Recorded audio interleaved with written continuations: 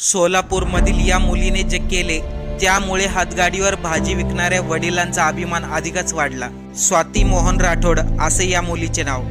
भटक्या विमुक्त समाजात जन्माला आलेल्या स्वातीच्या घरी एकूण 6 लोक राहतात। स्वातीच्या 2 बहिणी, आई वडील आणि धाकटा भाऊ। स्वातीच्या आई वडिलांनी दिवस रात्र कष्ट करून स्वातीला शिकवले, कधी भाजी विकून तर कधी मोलमजुरी करून, आणि आई वडिलांच्या कष्टाची जाणीव ठेवत स्वाती राठोडने 5व्या प्रयत्नामध्ये UPSCच्या परीक्षेमध्ये यश मिळवले। मोहन राठोड हे मूळचे कर्नाटकचे, पोट भरण्यासाठी मुंबईमध्ये गेले होते आणि तिथे मिळेल ते काम करायचे, परंतु मुंबईतला खर्च परवडण्यासारखा नव्हता। म्हणून स्वातीच्या आईने त्यांचं संपूर्ण कुटुंब त्यांच्या माहेरी सोलापूरला आणले। त्या ठिकाणी स्वातीचे वडील गेल्या 10 वर्षापासून हातगाडीवर भाजी विकून आपल्या कुटुंबाचा उदरनिर्वाह करतात, परंतु आता हातगाडी जाणार आणि त्यांच्या घरी लाल दिव्याची गाडी येणार। स्वातीसाठी आई